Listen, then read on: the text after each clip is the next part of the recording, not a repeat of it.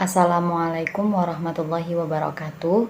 Di sini kami dari kelompok 9 akan menjelaskan tentang metode penelitian kualitatif buku dari Profesor Dr. Burhan Bungin Sos MSI bab ke-7, 8, dan 9. Dosen pengampu Ibu Zulfa Ismawati MPD Prodi Manajemen Dakwah UIN Sayyid Ali Rahmatullah Tulungagung.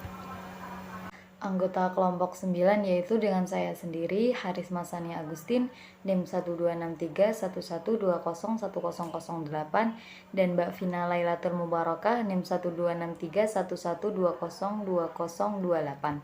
Subbab materinya yaitu bab 7 pelaksanaan penelitian kualitatif, bab 8 strategi data analisis kualitatif, dan bab yang ke-9 yaitu metode analisis data kualitatif.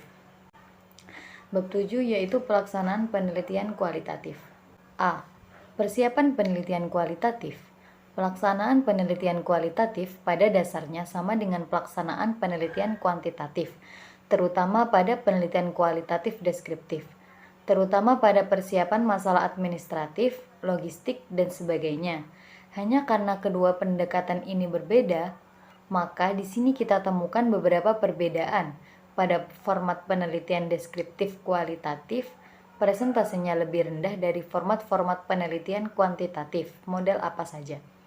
Sedangkan pada penelitian kualitatif verifikatif dan grounded theory, semua kegiatan penelitian kecuali administratif digarap di lapangan. Untuk memudahkan pembuatan laporan penelitian kualitatif, peneliti yang bijaksana akan memilih membuat laporan penelitian di lokasi penelitian. Ada beberapa keuntungan membuat laporan penelitian di lapangan, yaitu yang pertama, menghindari peneliti kembali ke lapangan untuk pengecekan ulang atau interview ulang dengan sumber data. Apabila ini terjadi, maka akan memboroskan uang, waktu, dan tenaga. Yang kedua, membantu peneliti menghayati apa yang ia laporkan, karena yang ditulis dalam laporan adalah data-data yang masih sangat diingat, karena baru saja menginterview sumber data. Yang ketiga yaitu memberikan kesempatan pada peneliti untuk mendiskusikan ulang laporan penelitian dengan key person atau sumber data lainnya, sehingga apa yang dilaporkan merupakan hal-hal yang memiliki validitas yang tinggi. B. Lembaga donor. Lembaga donor bisa dibagi menjadi dua, yaitu lembaga donor pemerintah dan lembaga donor non-government organization atau NGO. Lembaga donor pemerintah adalah semua instansi pemerintah baik departemen maupun non-departemen di tingkat pusat maupun daerah. Semuanya dapat menjadi lembaga donor bagi penelitian. Sedangkan lembaga donor non-government organization dapat berupa lembaga swadaya masyarakat atau LSM, baik NGO dalam negeri, NGO internasional yang membuka cabangnya di Indonesia, maupun lembaga swadaya masyarakat nasional maupun lokal. Persoalannya, bagaimana kita dengan mudah memperoleh dana penelitian dari lembaga donor tersebut karena tidak sedikit proposal penelitian yang dikirim pada lembaga donor, tetapi dengan terpaksa dikembalikan. Caranya yaitu dengan menyurati lembaga donor tersebut, meminta program penelitian yang diprioritaskan oleh lembaga donor itu. Biasanya, lembaga donor kemudian memberikan penjelasan mengenai beberapa prosedur pengajuan proposal penelitian. C. Pengumpulan data penelitian deskriptif kualitatif. Pengumpulan data pada penelitian deskriptif kualitatif tidak berbeda dengan pelaksanaan penelitian kuantitatif, yaitu menyiapkan schedule penelitian dan penganggaran termasuk pengumpulan data di lapangan. Karena penelitian kualitatif ini tidak membutuhkan banyak peneliti lapangan, maka tidak membutuhkan tim penelitian atau organisasi peneliti, atau bantu lapangan atau field worker, dan juga tidak membutuhkan uji coba instrumen, karena penelitian tidak membutuhkan instrumen penelitian yang ketat. Namun, schedule penelitian tetap dibutuhkan untuk mengendalikan penelitian. D. Pengumpulan data penelitian kualitatif verifikatif. Yang pertama, Tahap eksplorasi atau observasi umum. Tahap ini dilakukan untuk memperoleh transparansi tentang apa sebenarnya yang harus dilakukan apabila objek tersebut benar-benar dijadikan objek penelitian. Yang kedua ada tahap eksplorasi terfokus. Tahap ini harus mengesampingkan upaya-upaya temuan lain di luar pola yang dipilih tersebut. Hal ini untuk menghindari waktu yang terbuang dan pembengkakan biaya serta sikap ragu peneliti yang seringkali terjadi apabila peneliti tidak memiliki keyakinan terhadap pilihannya. Yang ketiga ada tahap pengumpulan data. Pada tahap ini, peneliti selalu mempertimbangkan hal-hal seperti penciptaan rapor, pemilihan informan, dan teknik pengumpulan data, baik dengan wawancara, observasi, atau dari sumber-sumber non-manusia. Dalam penciptaan rapor, Spartley mengatakan penciptaan harmonisasi yang baik sehingga informan berubah menjadi researcher adalah melalui beberapa tahap kondisi, yaitu yang pertama ada apprehension, yang kedua ada eksplorasi, yang ketiga ada cooperation, dan yang terakhir ada partisipan. Lalu, di dalam pemilihan informan juga ada usaha untuk memperbesar informan, yaitu peneliti dapat menggunakan teknik sampling bola salju atau snowballing sampling. Teknik sampling bola salju didefinisikan sebagai teknik untuk memperoleh beberapa informan dalam organisasi atau kelompok yang terbatas dan yang dikenal sebagai teman dekat atau kerabat. Kemudian, informan tersebut bersedia menunjukkan teman-teman atau kerabat lainnya sampai peneliti menemukan konstelasi persahabatan yang berubah menjadi suatu pola-pola sosial yang lengkap.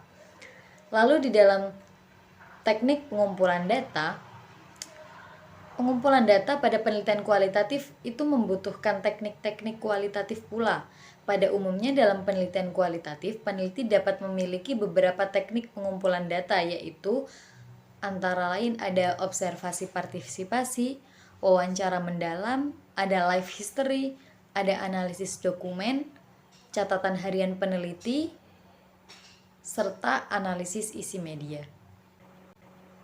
Pelaksanaan penelitian grounded theory. Grounded theory dilaksanakan dengan tidak berdesain, namun tidak harus diinterpretasi sebagai penelitian yang acak-acakan. Memang penelitian seperti ini sifatnya informal dan juga dikatakan sebagai penelitian seenaknya peneliti. Dengan alur pikiran yang menantang, tradisi berpikir dalam penelitian ilmu-ilmu sebelumnya.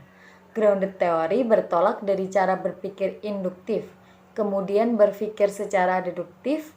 Penelitian ini menganggap data adalah inspirasi teori yang menerangkan data. Kesan acak-acakan pada penelitian ini akan hilang setelah orang mengetahui langkah-langkah atau prosedur metodologis dari grounded theory.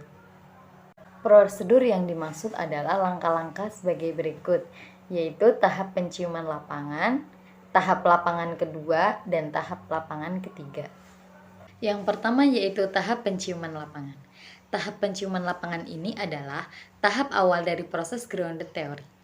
Pada tahap ini, peneliti mulai mempersiapkan untuk memulai kerjanya. Pada tahap ini, peneliti grounded melakukan 2 periode kegiatan yang saling bergantungan.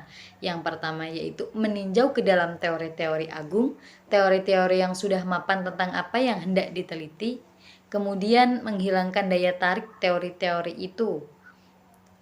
Kemudian yang kedua, ada pemahaman realitas sosial.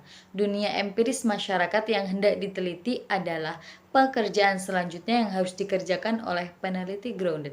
Oleh karena itu, peneliti harus melakukan observasi satu secara intensif terhadap gejala sosial pada sasaran penelitian. Yang kedua ada tahap lapangan kedua. Pada tahap ini, peneliti melanjutkan observasi satu yang pernah dilakukan dalam tahap penciuman lapangan. Oleh karena itu, pada tahap ini pula peneliti melakukan kegiatan sebagai berikut, yaitu berusaha memperoleh pengertian lebih dalam tentang dunia empiris yang diteliti, kemudian menentukan metode dan teknik pengumpulan data, baik wawancara mendalam maupun observasi partisipasi, kemudian mengklasifikasikan data sesuai dengan kategori-kategori permulaan, adalah pekerjaan selanjutnya dari grounded theory.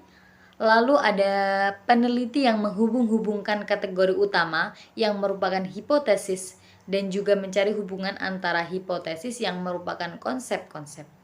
Dan yang terakhir yaitu kerja akhir dari tahapan ini, peneliti berusaha membangun generalisasi konsep-konsep yang merupakan teori-teori kerja ini disajikan dalam bentuk draft kasar laporan.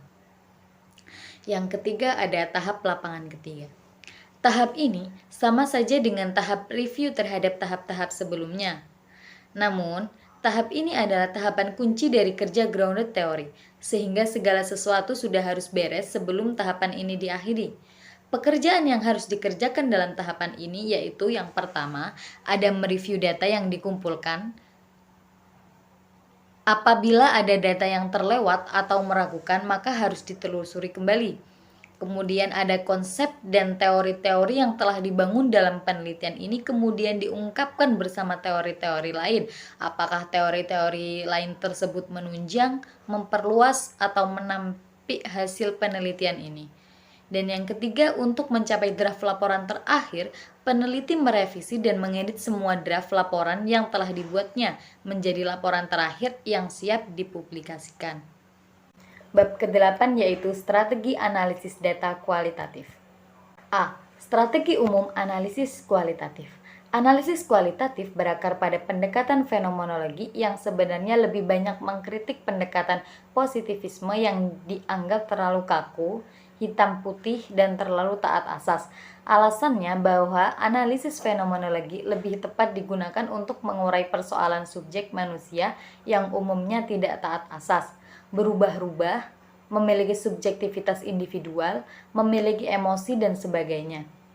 Dengan begitu, analisis-analisis kualitatif cenderung menggunakan pendekatan logika induktif, di mana silogisme dibangun berdasarkan pada hal-hal khusus atau data di lapangan dan bermuara pada kesimpulan umum. Strategi analisis kualitatif umumnya tidak digunakan sebagai alat mencari data dalam arti frekuensi, akan tetapi digunakan untuk menganalisis proses sosial yang berlangsung dan makna dari fakta yang tampak di permukaan itu. Model tahapan analisis induktif adalah sebagai berikut. Melakukan pengamatan terhadap fenomena sosial, melakukan identifikasi, revisi, dan pengecekan ulang terhadap data yang ada.